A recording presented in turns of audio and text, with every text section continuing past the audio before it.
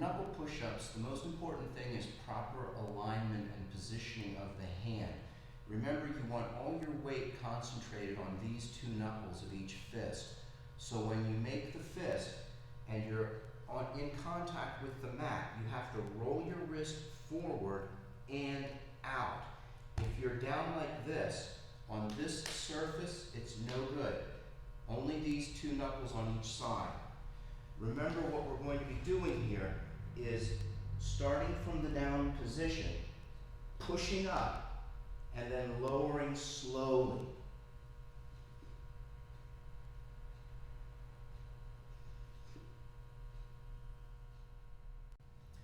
For plank position and leg raises, make sure that your body is positioned as straight as you can make the line of your torso and legs, and then arch your back a little bit so that as you're lifting your leg, you're keeping your rear end down and not pushing it up in the air. So,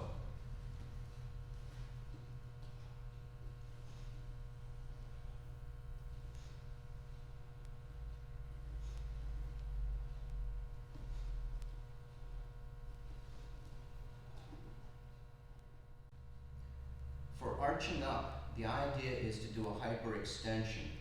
In the previous exercise, we were working our lower back down. Now we want to work the lower back up. So in this, the breathing sequence is usually 2 cycles of breath per repetition. Be sure to keep the toes curled under in the back. I also tend to pull down with my hands. We usually say don't put stress on the neck, but for this one I do pull against the neck.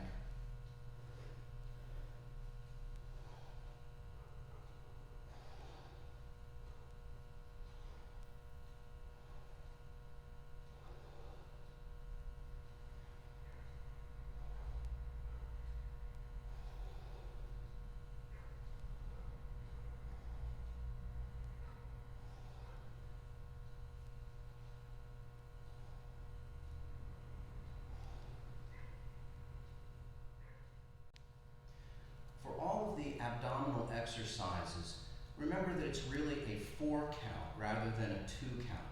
The first one, when we do reverse crunches, you want to make sure that your feet stay in contact with the mat, you support yourself on your elbows, and you try to roll your knees towards your nose. Be sure to exhale on the crunch.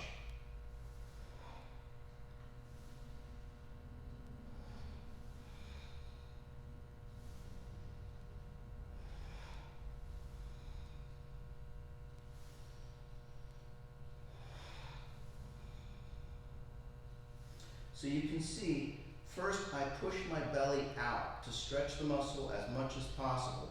Then I crunch down. Now I shorten my torso with the crunch, and then I push out. For twisting crunches, remember again, it's a 4 count exercise. In this exercise, we're going to place the hands beside the ears so that we specifically are not putting strain against the neck. So from this position, I push the belly up. I first then count, that's first count. Second count is compress the torso, up part way, turn, back to center, down, push up.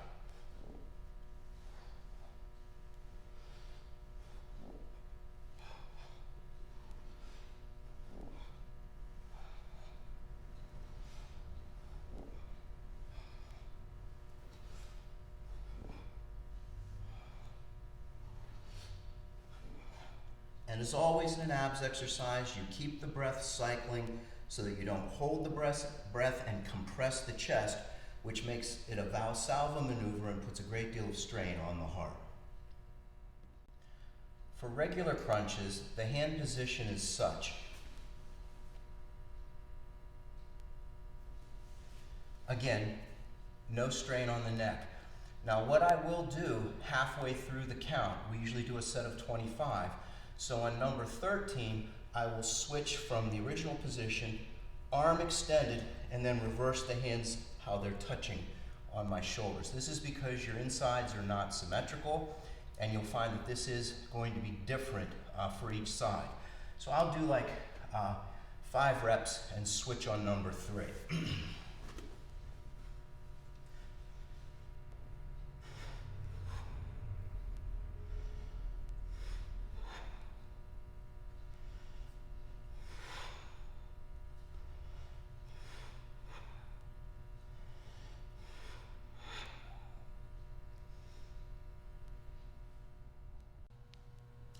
For knees chin high, remember that once the hands are placed, you don't want to lower the hands.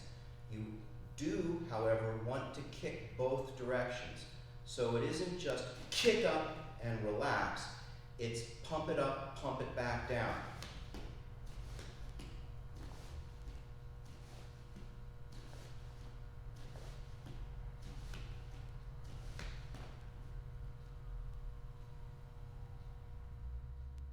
Feet together, down and up is essentially the reishiki from the Tachi no Kata.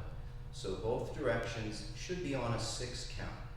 To start this, roll forward a little bit on the balls of the feet. This will aid you in keeping your heels together.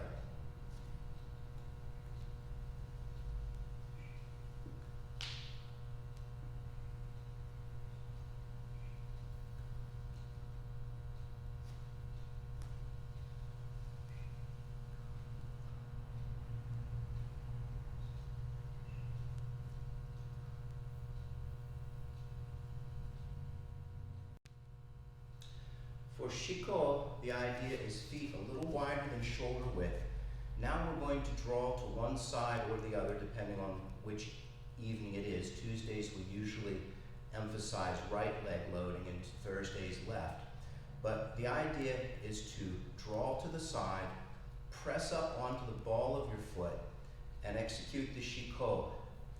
The issue is not really how high you get the leg. The issue is how much weight you can make this a calf exercise on the base leg. So like this.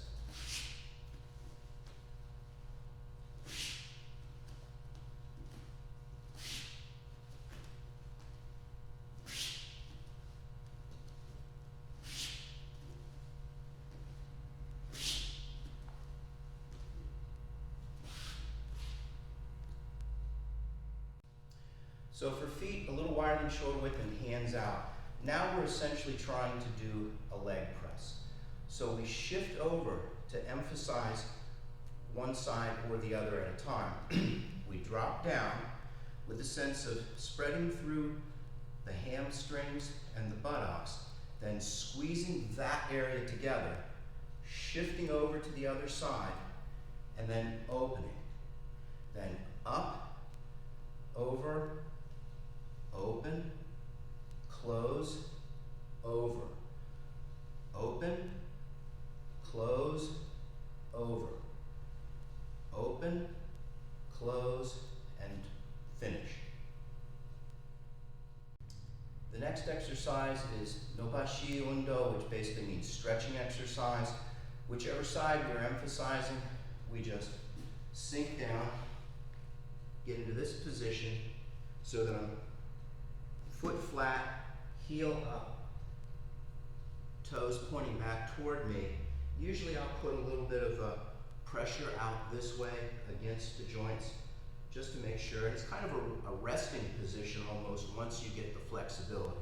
So we'll usually do 8 cycles of breath, and then we'll switch over to the other side.